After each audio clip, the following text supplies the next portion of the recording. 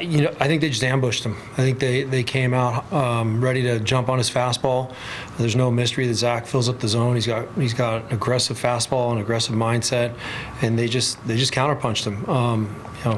I think I don't think he was trying to throw the pitches where they landed. I haven't had a chance to look at them, but I know when Zac gets squared up, it's usually a couple-inch mistake. He's that good at hitting lines when he's trying to throw pitches in certain spots.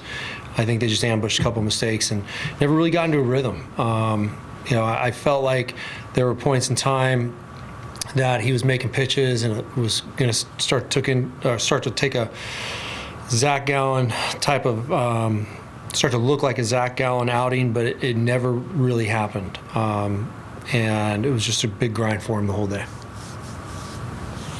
A few more for Torey.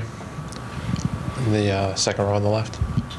Schwarber and Castellanos in particular are really good fastball hitters, better than other groups of pitches. What went into the decision to attack those guys in that first time through the order with fastballs? It's part of the game plan. We definitely were not trying to throw the fastballs where they were hit. Those were just misfired pitches. And, we're well aware of the guys that can handle certain pitches in certain spots. So that's what I'm saying. I haven't had a chance to look at them. You get some extension and you're starting to see somebody drive baseballs like that off of Zac. They're definitely misfired fastballs. I know the one to Harper, we were trying to go in on him. I think that enabled him to get ready for the next at bat where we threw a cutter in off. So he was catching on to the game plan really quick. So they were a couple misfires for sure. Nick. Torey, what did you feel like played into Wheeler's success there in the first 5 innings? Man, his stuff, he came out crisp and it came out hot, and he had everything moving in a really positive direction. I just felt like if we were going to weather the storm, we were going to find ourselves in this ball game at some point. The deficit just became too large at 5. They got a very strong bullpen, we know that, but I think it was power stuff. It's just like get up and go, here it comes. Whether it was 2 or 4 seam, it was just really, really aggressive stuff with his fastball.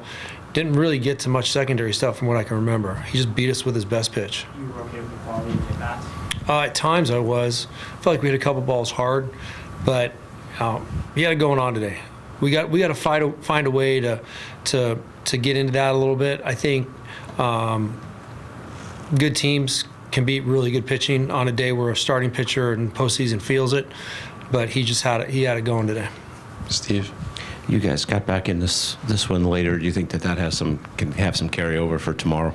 For sure. I felt like this dugout was engaged. We were just waiting for that one little push, and Jerry hit that big 2-run home run for us and got us right back in it. So, look, tomorrow's another day. We got to sleep on it. We got to understand what we did right, what we did wrong, and be ready to play another baseball game tomorrow. We will be. Greg. Torey, some of your biggest bats had the quietest days, and even with Gallen's struggles, it never really got away. Like you were kind of right there. Yeah. Does that speak to the reality that maybe you guys are not satisfied to be here? What does it say about the fact that you guys didn't give up and that you kept pushing? Yeah, well, that's one of the great qualities of this ball club, and we compete all the time. And you're right. There's a portion of our lineup that was fairly silent that is very capable of carrying this ball club. And with Zac giving up 5 runs in that part of the lineup, possibly not contributing the way they normally have or can, it tells me a lot about this team that we're balanced and we could be dangerous. I think overall you didn't see the best Arizona Diamondback team today. We need to regroup the troops and come out tomorrow and play our best game. Jack.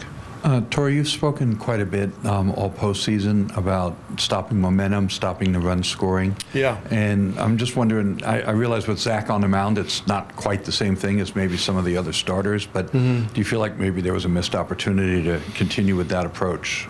Yeah, potentially. I got to sleep on that one, think about it a little bit more, get a clear head.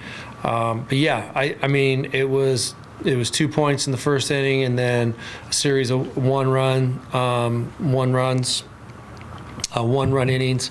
So I don't think there was a huge push of that type of momentum that felt like we needed to stop. I just needed Zack to get through 5. That was my mindset, and we could balance it out and find a way to play catch up. The 5th run was a big run. There's no doubt about it. That I feel like was something that was a little bit too hard for us to come back from. But we battled, and we made it a good game. But point well taken. I haven't thought about it yet, but I'll take a look at it through the night. Take 2 last ones, Nick, and then finish up in the middle. Torey, what was your thinking there with the decision to hit for Longoria and kind of the Alvarado Dominguez? Yeah, there's two schools of thought.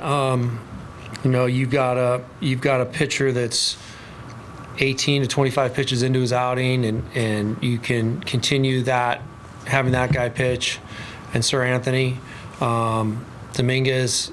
But I just felt like there was other favorable matchups. I was going to go to Pavin, force him to go to Alvarado. I felt like they were going to push Alvarado into the next inning. Maybe he would lose a little bit of momentum after getting out of the big jam and have a little bit of a natural letdown, but he didn't. He went out there and executed. So I just was playing some different thoughts. It didn't work out. I'd love to see what happened with the other choice, but we'll never know. It's the beauty of the game. Did you see anything different from Zack and his response to getting jumped on early today compared to that start in Milwaukee? They kind of overlapped. I thought when he gave up 2 runs early that he was going to find some rhythm. That's what I kept looking for, and at times I was seeing that. But I think they overlapped a little bit, and I know what Zack is capable of doing. Were you happy with how he pitched from the maybe second inning on? No, I think he could be better for sure, and I think Zack knows that as well, and he will be better the next time. Okay, thanks, Torey. Thanks, We'll see you guys. tomorrow.